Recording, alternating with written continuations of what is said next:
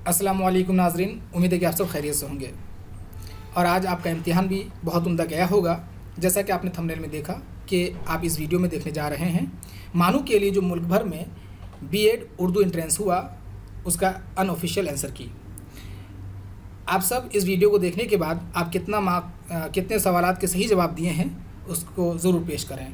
तो आइए हम लोग देखते हैं कि किन किन सवालात के क्या क्या सही जवाबात हैं। सवाल नंबर 1, सितंबर 2022 में प्रोजेक्ट चीता के तहत चीते किस मुल्क से हिंदुस्तान लाए गए?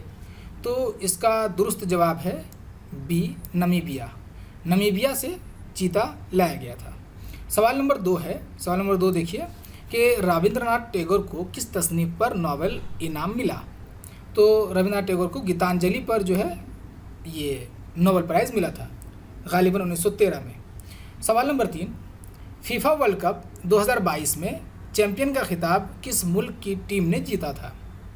तो ये हम सब ने देखा कि ये अर्जेंटीना जो टीम है उस टीम ने जीत हासिल की थी।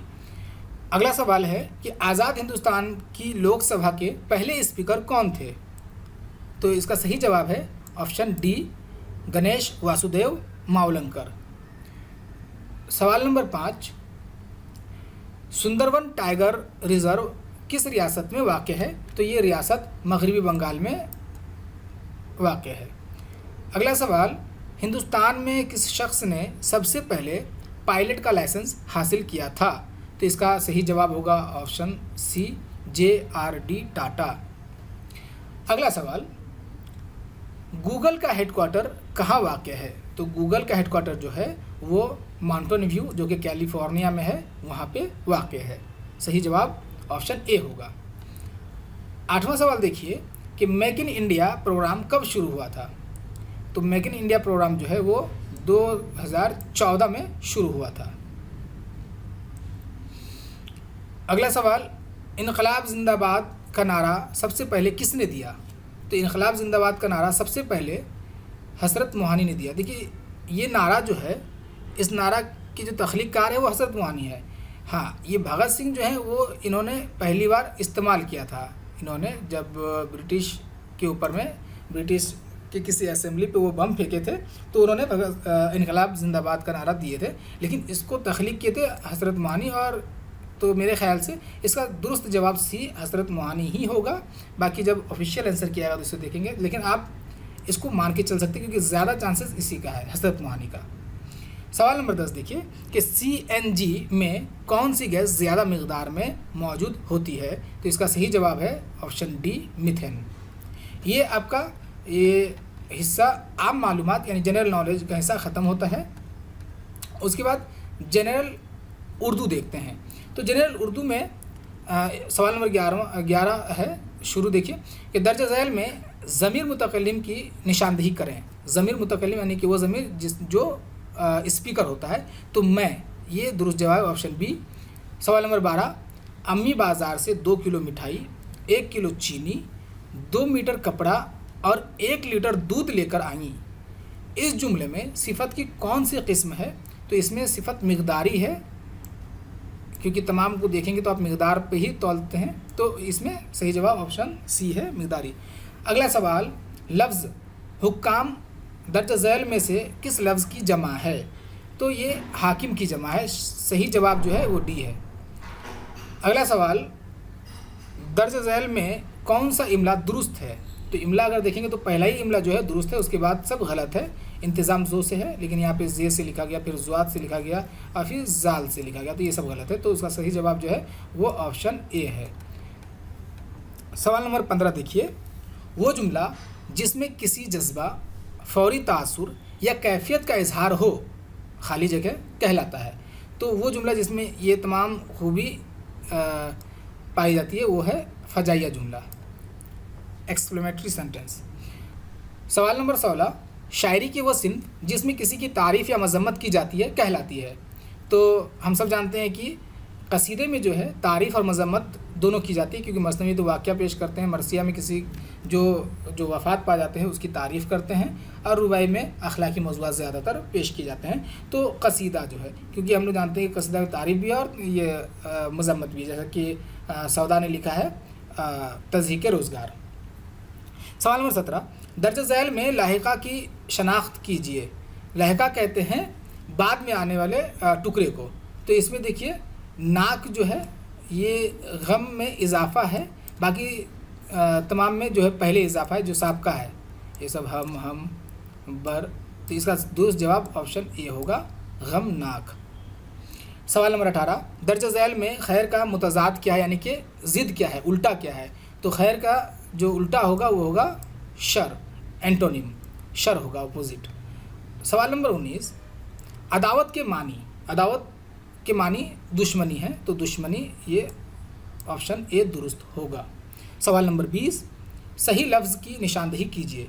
तो यहाँ पे नफ्सियात की जो सही स्पेलिंग है उसको आपको देखने की ज़रूरत है। तो नफ्सियात की सही स्पेलिंग इसमें मौजूद है, यानी ऑप्शन डी दुरुस्त होगा। तो आम उर्दू ख़त्म होगा, तो अब आम अंग्रेज़ी है। तो आम अंग्रेज़ी देखते हैं कि we may go out for ice cream, it depends dash how busy I will be today.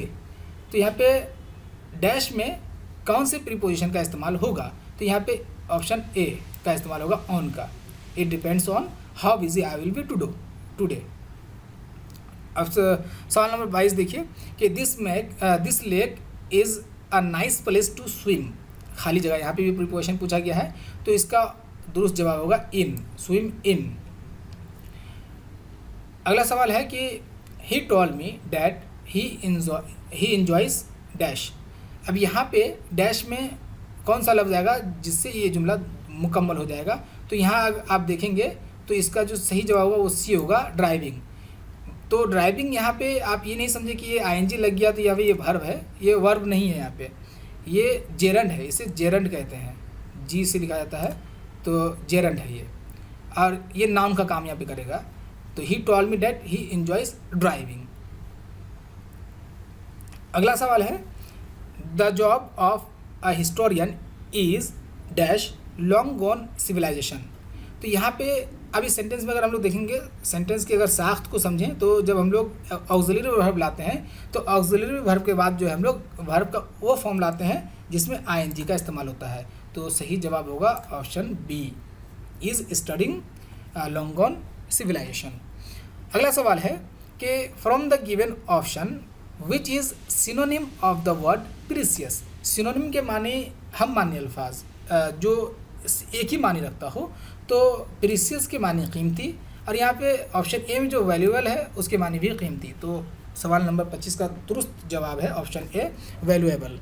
अगला सवाल है कि from the given option which of the following is an antonym of the word modest.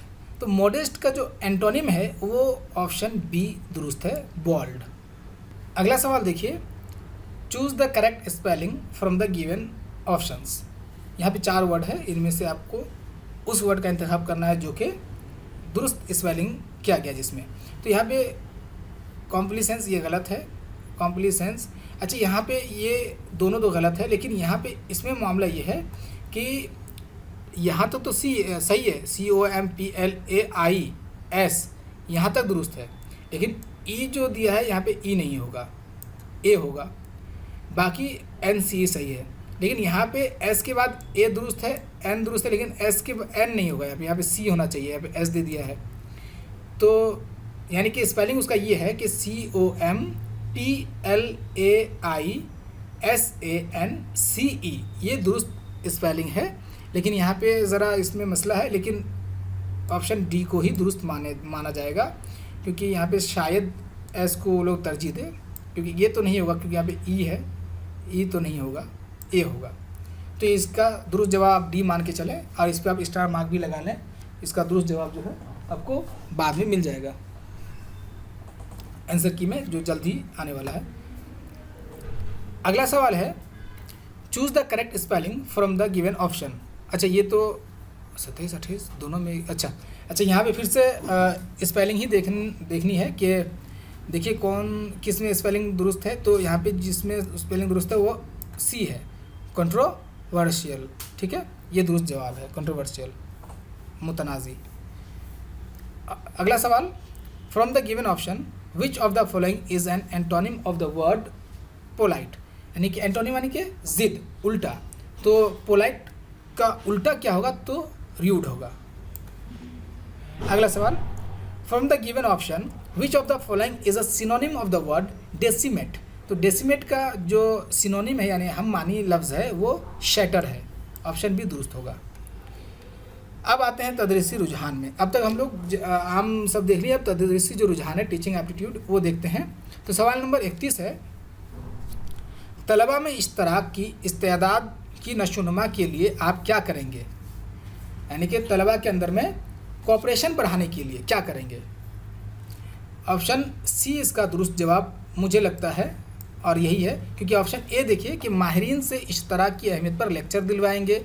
ये बहुत बाद का ये जो कदम है, स्टार्टिंग में ही नहीं कर लेंगे। इश्तराक ना करने पर तलबा को तंबीह करेंगे तो गलत हो जाता है कि इश्तराक नहीं करने की तो बात नहीं कह सकते हैं। और डी क्या, इश्तराक की ज़रूरत पर फिल्म दिखाएंगे, तो ये भी उतना ख़ास नहीं है। लेकिन अगर आप सी देखें कि तलबा को ग्रुप में काम देकर इश्तराकी अमल को फ़रोग करेंगे, यानी कि तलबा को ग्रुप में बांट देंगे और उसके बाद जो है इश्तराकी अमल करवाएंगे, तो ग्रुप में रहने के बाद उसके अंदर जो कोऑपरेशन की जो सलाहियत है वो तरक्की पाएगी। तो ऑप्शन सी इसका दुरुस्त है। अगला सवाल है कि तदरीस में दरपेश मसाइल को हल करने की ज़िम्मेदारी किस पर आयद होती है? तो इसका दुरुस्त जवाब ऑप्शन ए होगा, मुअल्लिम पर, बाकी और किसी पर नहीं। मुअल्लिम पर सबसे पहले, उसके बाद जैसे कि जो भी होगा। ऑप्शन ए इसका दुरुस्त है। अगला सवाल है कि तालीम का असल हदफ क्या होना चाहिए, यानी कि मकसद क्या होना चाहिए? तो मकसद इसका असल जो है वो होना चाहिए ऑप्शन बी, यानी कि तलबा की हमाजुहत नशोनुमा, यानी कि मुकम्मल जो नशोनुमा है ये तालीम का मकसद होना चाहिए। सवाल नंबर 34, बतौर मुअल्लिम यानी टीचर आपकी कोशिश होगी कि तलबा में, आपकी क्या कोशिश होगी? तलबा में जैसे मजहबी अक़दार पैदा हों, साइंसी उलूम पर महारत हो, अक़ीदा ठीक हो, या मंतकी सोच और साइंसी नज़रिया बने। तो बहैसियत टीचर आप चाहेंगे कि डी, यानी कि मंतकी सोच, जो तालिब इल्म है उनके अंदर में एक मंतकी सोच हो, लॉजिकल सोचे, वो इलॉजिकल इररिलेवेंट ना सोचे, लॉजिकल सोचे और साइंसी नज़रिया हो। तो ऑप्शन डी इसका दुरुस्त होगा। 35 नंबर, अगर आपका कोई साथी आपकी तदरीस में किसी गलती की निशानदेही करे और सही तरीक़ा समझाए तो आपका रवैया उसके साथ क्या होगा? तो ऑप्शन ए देखिए, आप भी उसकी गलती तलाश करने की कोशिश करेंगे, ये तो गलत हो गया। एहसास से कमतरी का शिकार हो जाएंगे, ये भी गलत है, क्योंकि इस्लाह करने, अगर कोई इस्लाह करे तो उसे एहसास से कमतरी नहीं होना चाहिए। ऑप्शन सी है कि उसका शुक्रिया अदा करेंगे और अपनी इस्लाह करेंगे, ये तो दुरुस्त मालूम हो रहा है। अगला देख लेते हैं कि इसकी शिकायत पर प्रिंसिपल से करेंगे, तो ये भी गलत है, यानी कि इसका दुरुस्त जवाब ऑप्शन सी है। अगला सवाल, कमराए जमात में नज़्म ज़ब्त में बिगाड़ पैदा होने पर आप ऐसी तक़वियत देंगे कि, यानी कि अगर क्लासरूम में अगर जो नज़्म ज़ब्त वो बिगड़ जाए तो आप क्या करेंगे? आप जो कुछ, आप मान लीजिए टीचर की हैसियत से कुछ ऐसा करेंगे जिसकी वजह से लोग आपको एक सख्त मुअल्लिम मान लें, तो ये तो आपके लिए गलत है। बाकी तलबा भी इससे सबक लें, ये भी मेरे ख़्याल से मुनासिब नहीं है। तक़वियत पाने वाला तालिब इल्म ख़ुद में इस्लाह करे, यानी कि जो नज़्म ज़ब्त को बिगाड़ रहा है उसको जब आप उसकी जब आप इस्लाह करेंगे तो वो अपने अंदर में इस्लाह करे, ये मुनासिब मालूम हो रहा है, मौजू मालूम हो रहा है। डी, आइंदा किसी की हिम्मत ना हो कि वो ऐसा करे, तो ये भी गलत है। तो इसका दुरुस्त जवाब ऑप्शन सी होगा। अगला सवाल 37, मौसर तदरीस के लिए खाली जगह ज़रूरी है, यानी कि इफ़ेक्टिव टीचिंग के लिए क्या ज़रूरी है? अब देखिए, तलबा की सतह और साबका इल्म के बारे में मुअल्लिम को मालूमात ज़रूरी है, बहुत ज़रूरी है कि तलबा के बारे में जानें। मुनासिब तदरीसी तरीक़ाकार का इस्तेमाल, ये भी बहुत ज़रूरी है कि पढ़ाने के लिए जो तरीक़ाकार है उसका इस्तेमाल किया जाए। ज़बान पर उबूर, यानी कि टीचर जिस ज़बान में पढ़ाए वो ज़बान उसको बहुत अच्छी तरह से आए। तो यानी कि ABC, यानी तीनों दर्ज वाला सभी, तो ऑप्शन डी इसका दुरुस्त जवाब होगा। सवाल नंबर 38, मुअल्लिम के किन औसाफ़ को तलबा पसंद करते हैं? अब इसका सवाल ऑप्शन देखिए कि मुअल्लिम का नज़्म ज़ब्त, ये भी सही है, सही मालूम हो रहा है कि मुअल्लिम के अंदर में डिसिप्लिन हो, रूल्स एंड रेगुलेशन हो, वो रूल का पाबंद हो। बी, बेलौस और गैर मुतअस्सिब होना, यानी कि टीचर जो है स्टूडेंट से किसी काम के लिए उसे कोई उम्मीद ना लगाए, उसे कोई एवज़ ना ले, मुआवजा ना ले और तासुब ना बरते, या रंग की बुनियाद पर या इलाके की बुनियाद पर, ज़बान की बुनियाद पर, अमीरी गरीबी की बुनियाद पर। ये हंसमुख होना, ये तो समझ रहे हैं, या फ़ाल होना यानी टीचर का बहुत एक्टिव होना, इनमें चारों जो है दुरुस्त है, लेकिन जो सबसे ज़्यादा दुरुस्त है वो ऑप्शन बी है, बेलौस होना। 39 देखिए, कमरा जमात में दौरान तदरीस आप किस बात का ख़ास तौर से ख्याल रखेंगे? जब आप पढ़ा रहे हैं तो आप किसका ख्याल रखेंगे कि मुजव्वज़ा सबक के मकासद का मुकम्मल तौर पर हुसूल हो जाए, तलबा बेवजह सवाल ना पूछें, तलबा आपके फरमाबरदार रहें, कमरा जमात में नज़्म ज़ब्त मुकम्मल तौर पर कायम रहे। सवाल है कि कमरा जमात में दौरान तदरीस आप किस बात पर ख़ास ख्याल रखेंगे? तो क्या है, मुजव्वज़ा सबक यानी कि जो आपको पढ़ाना है कि मकासद का मुकम्मल तौर पर हुसूल हो जाए। अब यहाँ पे ऑप्शन ए और ऑप्शन डी दुरुस्त मालूम हो रहा है, लेकिन जो इन दोनों में जिसको आप तरजीह देंगे वो ऑप्शन डी है। क्यों? क्योंकि जब तक नज़्म ज़ब्त क्लास के अंदर नहीं कायम रहेगा तब तक आप जो पढ़ा रहे हैं वो उसका मकसद हासिल नहीं हो पाएगा। तो ऑप्शन डी जो है मेरे ख्याल से दुरुस्त है इस सवाल का। अगला सवाल, मुल्क में मुफ्त और लाजमी तालीम एक अच्छी पहल है क्योंकि, खाली जगह, जो मुल्क में जो मुफ्त और लाजमी तालीम है वो एक अच्छी पहल है वो क्योंकि, देखिए ऑप्शन ए, इससे मुअल्लिम के लिए मुलाजिमत के मौक़े में इजाफ़ा हुआ है, दुरुस्त मालूम हो रहा है। बी, 6 से 14 साल का हर बच्चा मुसावी तौर पर तालीम हासिल कर सकता है, दुरुस्त मालूम हो रहा है। मुल्क में हर जगह स्कूल खुल गए हैं, ये भी दुरुस्त मालूम हो रहा है। मुअल्लिम पर काम की ज़िम्मेदारी में इजाफ़ा हुआ है, तो ये भी दुरुस्त मालूम हो रहा है। लेकिन इसमें जो सबसे अहम है जिसको आप तरजीह देंगे वो ऑप्शन बी है, क्योंकि 6 से 14 साल ये तो इससे पहले भी मौजूद था बहुत हद तक, लेकिन 6 से 14 साल का हर बच्चा मसावी तौर पर तालीम हासिल कर सकता है, यही इसका मकसद भी था मुफ्त तालीम का। तो ऑप्शन बी जो है इसका दुरुस्त जवाब होगा। तो अब तक हम लोग 40 सवालात देख चुके हैं। अब आइए आगे। अच्छा, मैं ये भी बता दूं कि मुमकिन है कि आंसर की में कुछ ऑप्शन इधर से उधर हो जाए। अब जो सवाल बनाए हैं वो किस एंगल से बनाए हैं और उसको भी देखने की ज़रूरत है, तो इस चीज़ को जहन में रखें, ये आर्जी है, इसका ख्याल रखिए। अगला सवाल देखिए कि दर्ज झैल को अल्फ़ाबेटिकली अरेंज करने पर कौन सा लफ्ज़ सबसे आखिर में आएगा? तो इसका जो दुरुस्त जवाब है वो है कैप्टिविटी। कैप्टिविटी जो है इसका दुरुस्त जवाब होगा, क्योंकि देखिए आखिर में पूछा गया है, तो अगर आप डिक्शनरी के अकॉर्डिंग आप जब अरेंज करेंगे तो सी आपका पहले सब में है तो सी तो हो गया, ए भी सब में है, पी यहाँ तक तो दुरुस्त है, उसके बाद ए, और यहाँ पे भी ए है, यहाँ पे टी है, यहाँ पे टी है, तो ये दोनों तो ऐसे भी छट जाता है, और उसका टी ये बाद में आता है, फिर ए, इसमें क्या है आई, तो ये छट जाता है, तो यानी कि ऑप्शन सी इसका दुरुस्त जवाब होगा। अगला सवाल देखिए, अगर आप 1 से 50 तक की गिनती लिखें तो आपको 4 कितनी बार लिखना होगा? तो 4 जो है वो आपको 15 बार लिखना होगा। 1 से 50 तक आप गिन करके देख लीजिएगा। इसका सही जवाब होगा ऑप्शन डी।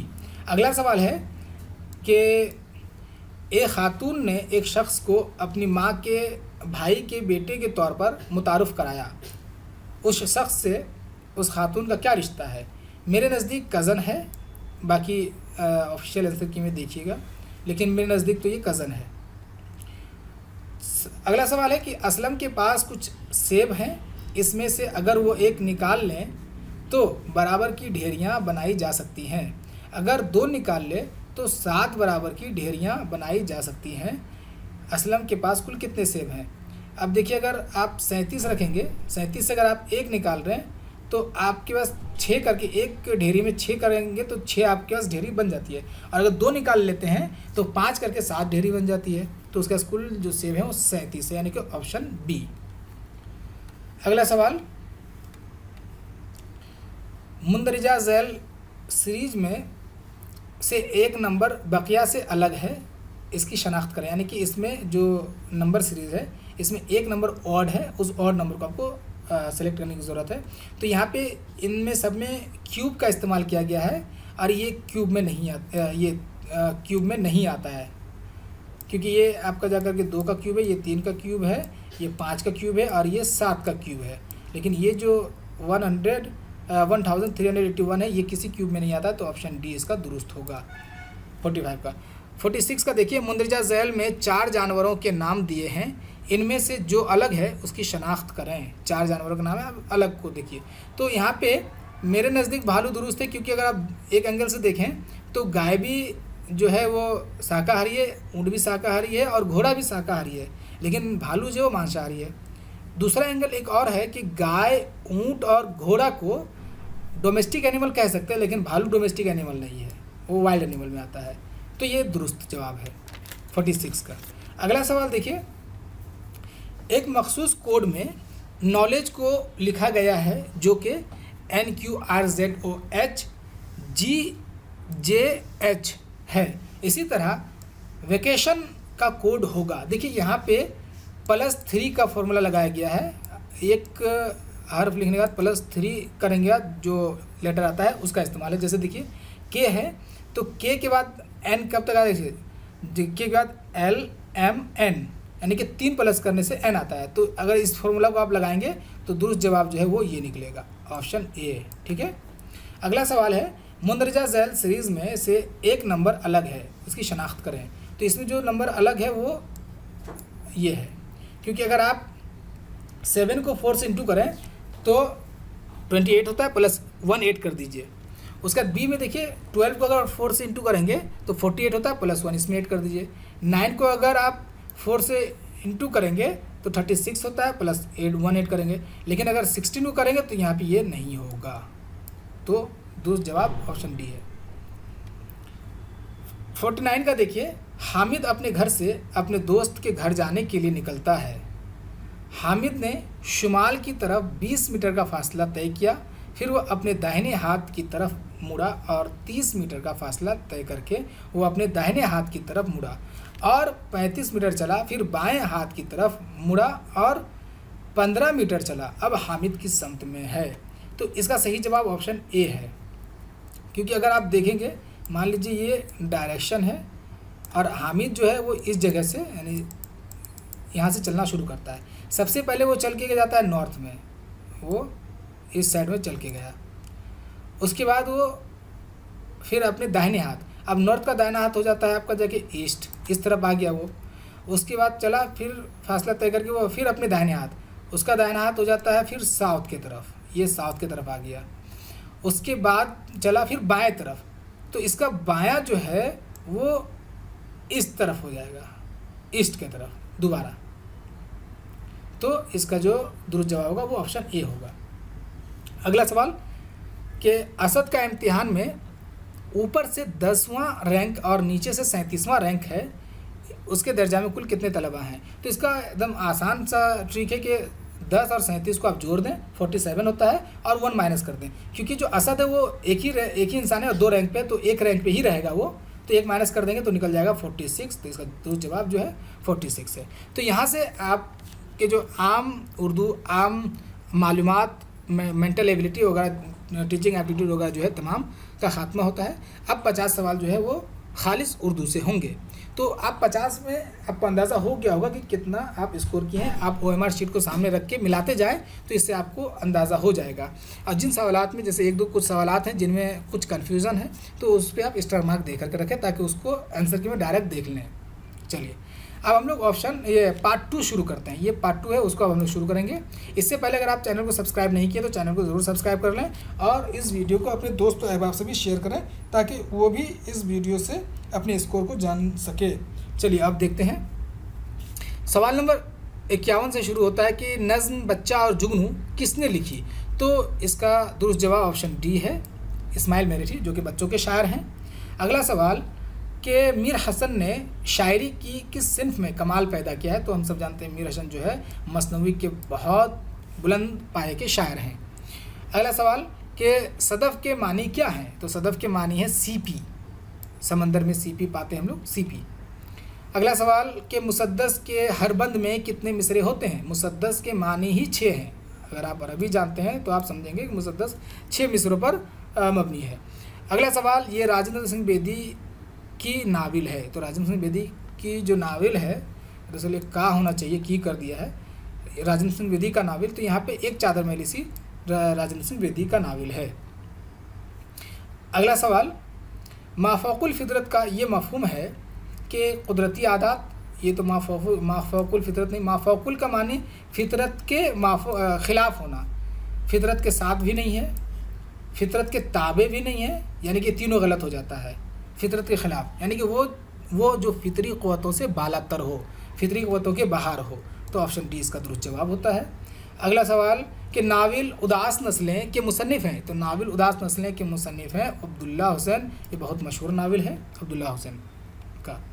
अगला सवाल, आब कौसर, मौज कौसर, रोद कौसर किसकी तसनीफ़ात में है?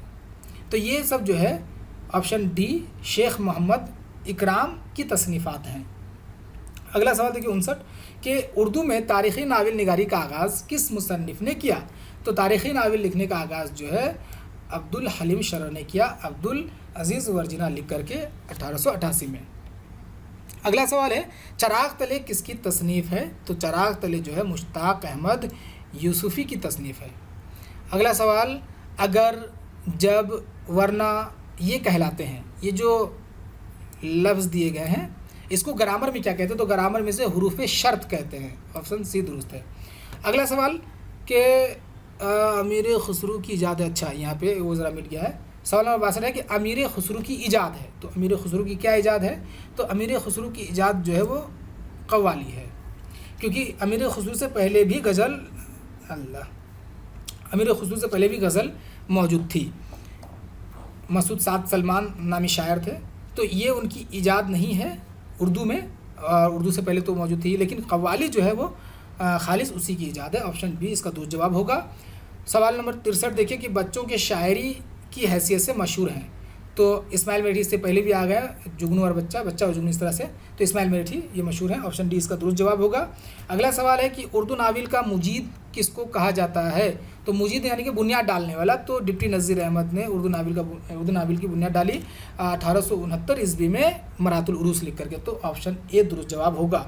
अगला सवाल है कि लतीफ़ की ज़िद क्या है, यानी कि लतीफ़ का उल्टा क्या होगा? तो कसीफ़ होगा। अगला सवाल देखिए, हिंदुस्तान में सबसे पहले उर्दू ज़बान की यूनिवर्सिटी कौन सी है? तो उर्दू ज़बान की यूनिवर्सिटी सबसे पहले उस्मानिया यूनिवर्सिटी है, 1917 ईस्वी में यूनिवर्सिटी कायम हुई थी। अगला सवाल, मुसद्दस हाली किसकी फरमाइश पर लिखी गई? तो मुसद्दस हाली जो है ये सर सैयद अहमद ख़ान की फरमाइश पर लिखी गई और ये बहुत ही मशहूर नज़्म है। सवाल देखिए, सदाए बाज़गश्त से क्या मुराद है? तो सदाए बाज़गश्त से मुराद है दीवारों और पहाड़ों से पलटकर आने वाली आवाज़। ऑप्शन ए दुरुस्त होगा। अगला सवाल, शाहिद सिद्दीकी के शेरी मजमुआ का नाम है? तो इनके शेरी मजमुआ का नाम है चराग़े मंजिल। अगला सवाल, खाकानी हिंद किस शायर का खिताब है? तो खाकानी हिंद ज़ौक़ का खिताब है कसीदा को। उर्दू मुअल्ला किसके खतूत का मजमुआ है? तो उर्दू मुअल्ला जो है वो मिर्ज़ा गालिब के खतूत का मजमुआ है। अगला सवाल 72, झनकार किस शायर के मजमुआ कलाम का नाम है? तो झनकार जो है वो कैफ़ी आज़मी का मजमुआ कलाम है। अगला सवाल, ये शेर किसका है? तुम मेरे पास होते हो गोया जब कोई दूसरा नहीं होता। ये शेर बहुत मशहूर शेर है और मशहूर शायर मोमिन ख़ान मोमिन का शेर है। ऑप्शन सी दुरुस्त होगा।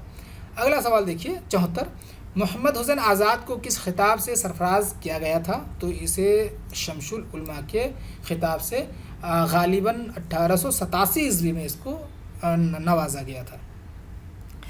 अगला सवाल देखिए कि तोता चश्म के क्या मानी है? तो तोता चश्म के मानी है बेवफा। ऑप्शन सी दुरुस्त है, क्योंकि जो तोते की जो आँखें होती है वो छोटी छोटी होती है और वो घुमाता रहता है, जैसा कि कोई मक्कार इंसान आँख को घुमाता रहता है इधर उधर, तो इसीलिए ये मुहावरा है ये कि तोता चश्म की मानी बेवफा, गद्दार।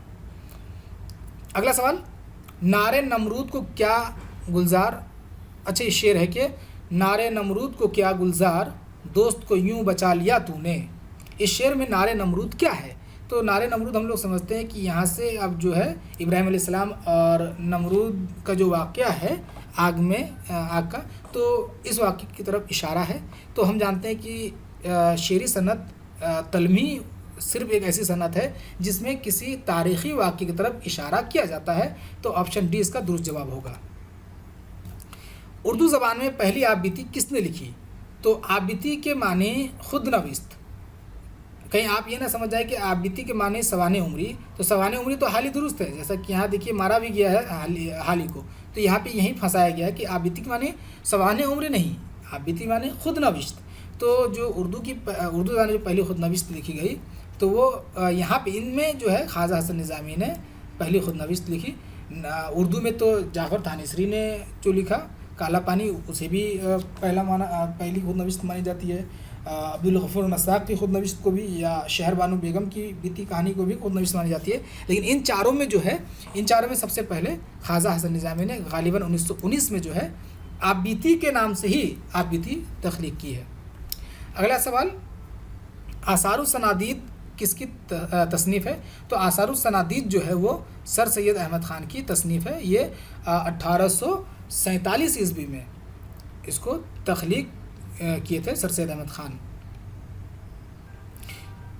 अगला सवाल कि माली मालन ज़ेल में से किसकी मिसाल है? तो ये माली मालन जो है ये ज़ेल में से जिनसे हकीकी समाई की मिसाल है, यानी ऑप्शन ए दुरुस्त होगा। अगला सवाल कि गेहूँ और गुलाब किसके अफसानों का मजमुआ है? तो गेहूँ और गुलाब जो है वो ख्वाजा अहमद अब्बास के अफसानों का मजमुआ है। अगला सवाल, बाबा उर्दू के नाम से किसको याद किया जाता है? बहुत मशहूर शख्सियत मौलवी अब्दुल हक को याद किया जाता है, ऑप्शन बी दुरुस्त होगा। अगला सवाल, मसनवी सहरुल बयान किसने लिखी? तो मीर हसन ने।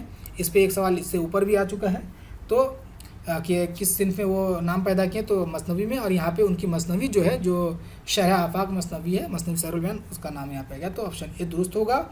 अगला सवाल, खुदाए सुखन किसको कहते हैं? तो खुदाए सुखन मीर तकी मीर को कहते हैं। ये गलती नहीं कीजिएगा आपके गालिब, तो गालिब को आफ्ताब सुखन कहते हैं, इसको खुदाए सुखन कहते हैं। अगला सवाल कि पद्मा भूषण क्या है? तो पद्मा भूषण जो वो एजाज़ है जो हिंदुस्तान में दिया जाता है, कौमी एजाज़। अगला सवाल, घर का चराग क्या है? देखिए इस सवाल का जवाब मुझे नहीं मालूम है और मैं काफ़ी ढूंढने की कोशिश की, लेकिन मुझे ये इस सवाल का जवाब नहीं मिला। तो इसको आप स्टार मार्क लगा लें, जब आंसर की आएगी तो आप उसमें देख लीजिएगा कि इसका क्या दुरुस्त जवाब लिया जा रहा है। इसका जवाब मुझे नहीं पता। अगला सवाल देखिए, उर्दू ज़बान में मुरक्कब और मुफरद हरूफ की तादाद कितनी है? तो देखिए उर्दू में मुरक्कब की जो तादाद है वो 14 है और जो मुफरद की तादाद है वो 36 है। ये उमूमी लोग जो है मानते हैं, ज़्यादातर यही मानते हैं। तो 36 और 14 50, लेकिन कुछ 52 भी मानते हैं, लेकिन इनमें से कोई भी उस तादाद पर नहीं उतर रहा है यहाँ पे कोई भी। तो अब जो है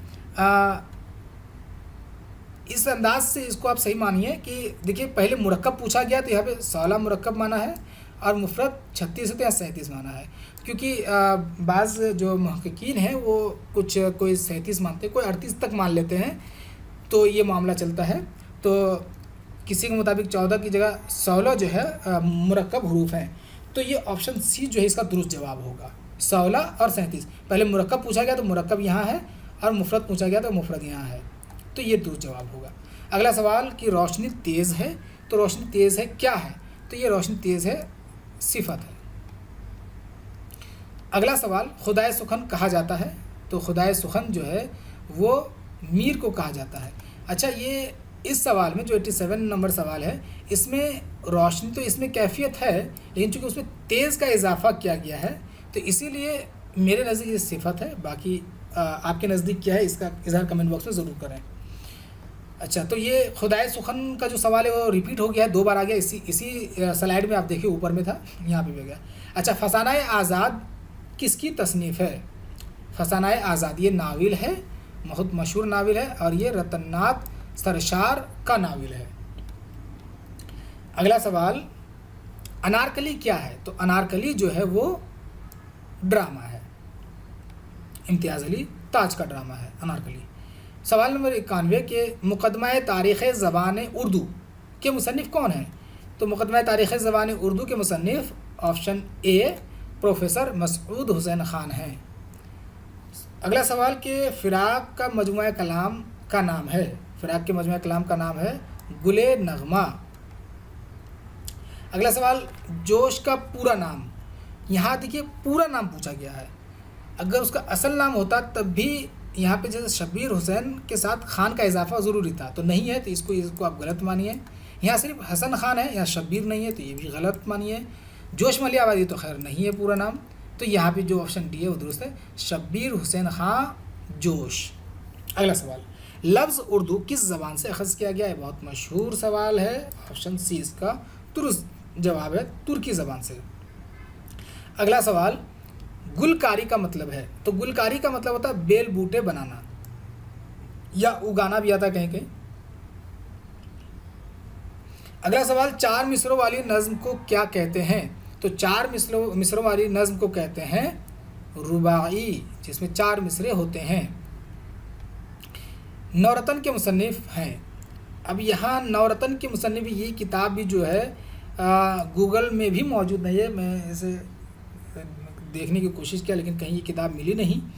बहरहाल जहाँ तक मेरा मुताला ख्वाजा अहमद अब्बास से है, तो ये तो नहीं लिखे हैं, मजाज भी नहीं लिखे हैं और सर सैयद भी नहीं लिखे हैं, तो मेरे नज़दीक ऑप्शन सी जो है अली अब्बास हुसैनी, इस पर मेरा मुताला कम है, तो मेरे ख़्याल से इन्होंने लिखा होगा अली अब्बास हुसैनी। बाकी ऑफिशियल आंसर की में, तो इस पर भी आप स्टार मार्क लगा लें सवाल नंबर 97 पे।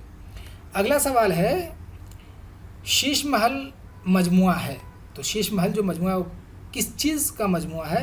शायरी का, नज़मों का, खाकों का या नज़मों का? 2 बार नज़मों है बहरहाल, तो ये दुरुस्त जवाब होगा बी, खाकों का मजमुआ है, तंज़िया खाकों का मजमुआ है ये।